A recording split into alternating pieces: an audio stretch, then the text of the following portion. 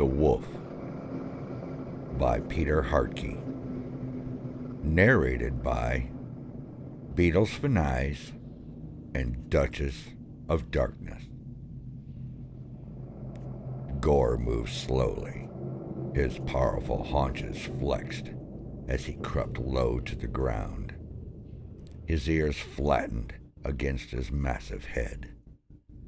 He paused in the shadows, raising his nose and taking in the scent of the air.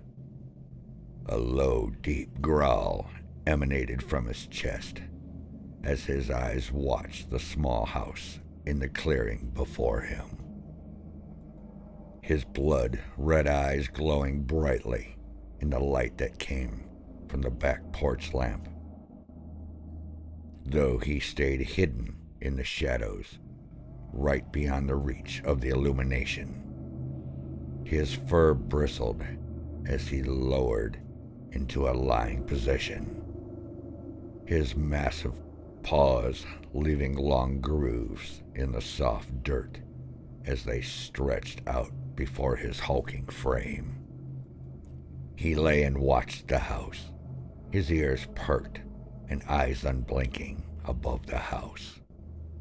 The large silver sphere of the full moon bathed the clearing in an eerie light. The slight breeze that blew ran softly across his face, bringing the sense of the house which lay upwind of him. His tail twitched impatiently behind him, making soft, rustling noises against the leaves on the ground. A soft whine, which he seemed unable to control, highlighted each breath that he took.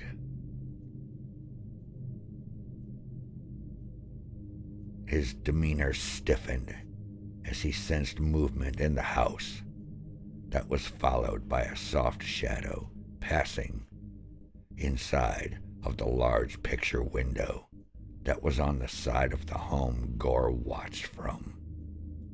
He turned his head, his dark eyes examining the clearing before rising to his feet again. Slinking low, he left the shadows and ran quickly for a small patch of bushes about 10 yards from the dwelling, his long legs and body chewing up the ground quickly as he bridged the gap. He hunkered down in the ample cover of the bushes provided, panting softly in anticipation. His black lips curled in a snarl as he again saw a shadow move in the house. He sniffed loudly at the air again before raising his snout into the air and letting loose a blood-curdling howl. It had the effect the beast had expected. A brighter light came on in the house, and the curtains covering the window parted. Gore could see the woman's face peering out into the night, and he could smell the first traces of fear in her scent as it drifted to him through the open window. Steve, what was that? Was that a dog? He heard the one she called Steve mumble a reply. Steven, I am telling you, I think something is out there. Another mumbled reply, and then the woman again. Well, you could get off your ass and go look. Gore watched her retreat from the window, and then the appearance of another shadow that joined her for a moment before passing her by and heading towards the back of the house. The beast watched, rising on its powerful legs, his body coiled tight like a spring. trembling in need and anticipation. Steve unlocked and opened the back door, scowling back at his girlfriend Julie.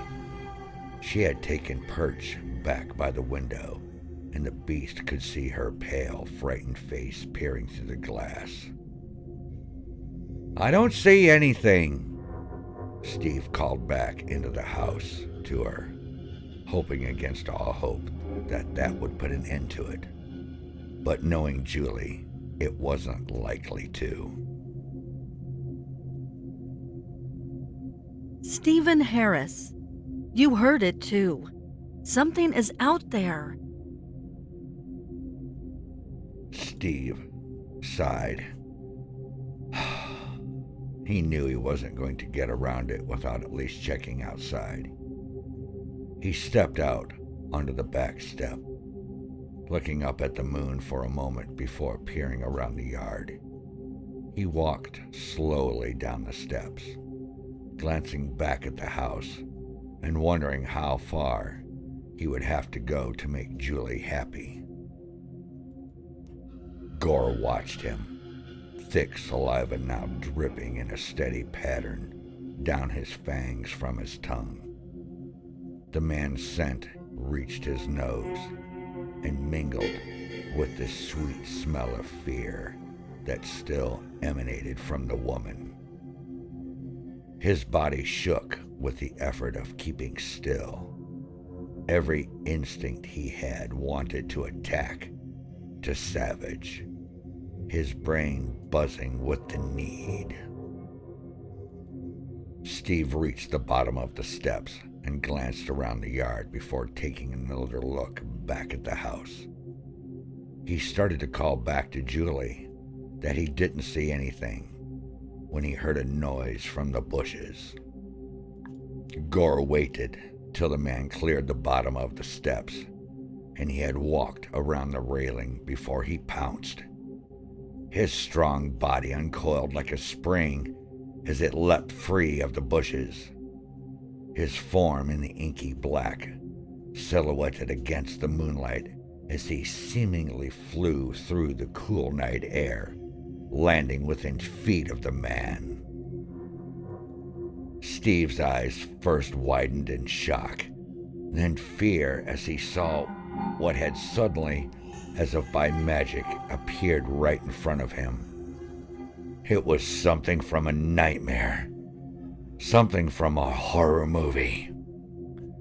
Even though he saw it, and saw it clearly thanks to the full moon's light and the glow cast from the back porch light, his mind refused to accept what his eyes were showing him. It looked like a dog. A big dog, or maybe a wolf. Steve wasn't sure, but he knew it wasn't either. But it was the only thing his mind could relate it to. It was too big, its front legs thick and muscular, ended in paws that looked more like hands, each finger tapering into the crescent points of sharpened claws. It was slung down low on all fours, its fervid red eyes fixed unwaveringly on Steve, its large head framed by massive, powerful shoulders, surrounded by black and matted fur, its wide snout opening and closing, revealing pristine white fangs, thick strands of saliva, the consistency of mucus, formed in pools on the ground. Gore growled deeply from his chest as he drew slowly closer to the man. Julie screamed from the house and Steve joined her, making a high-pitched shrill sound that seemed to spur the frenzy and bloodlust that was building in the beast.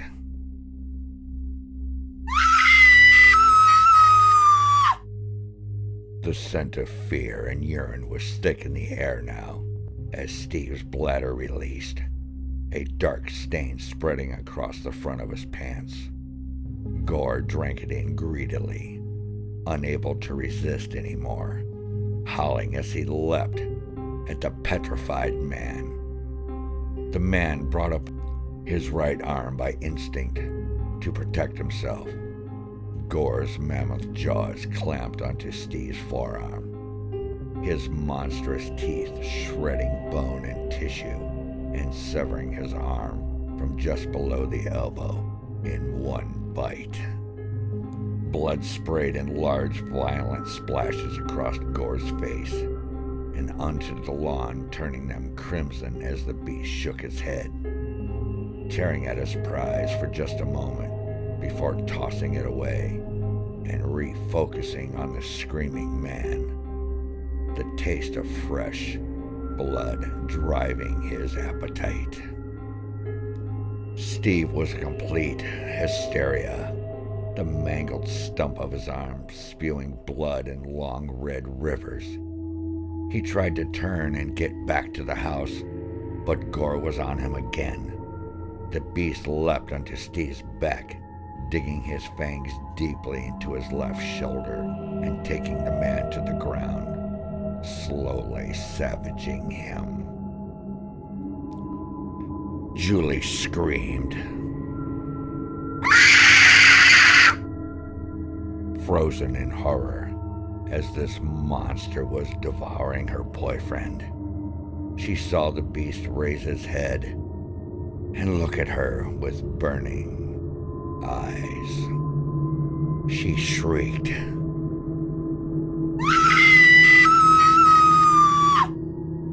seeing its muzzle matted in Steve's blood and its sharp fangs stained dark red as it snarled. Julie's heart froze in terror, and though her mouth moved, no sound came out. She spun on her heel and ran back into the house, slamming the door closed behind her. Gore watched her go, snarling. With one sweep of his colossal paw, his jagged claws cut neatly through Steve's neck, severing his head cleanly. It rolled away and drizzled a mist of crimson spray. The beast leapt from his prey, circling back around the house and launching itself at the large window from where Julie had peered earlier. A storm of glass and wood rained into the house as the beast came through, tearing the curtains down as his heavy body landed on the floor of the living room.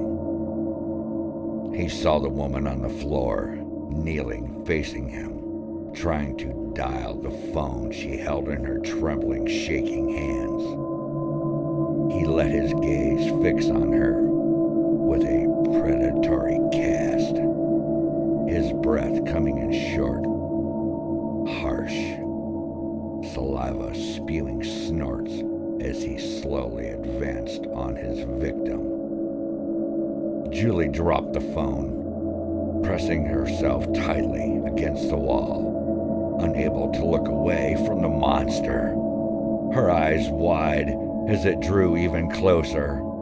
Her scream of terror, and Gore launched and attacked.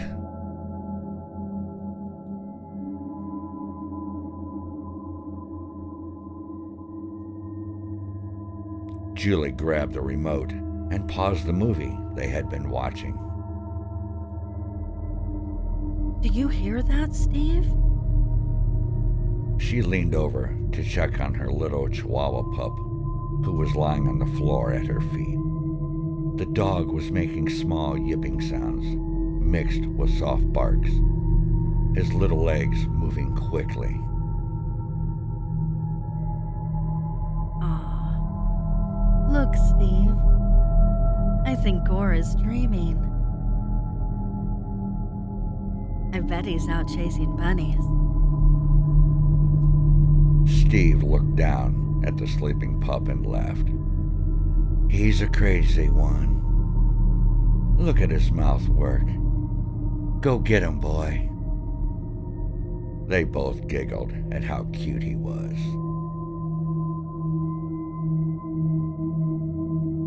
Still deep in his dream, Gore's jaws closed on the woman's throat, and his tongue was bathed in her sweet blood.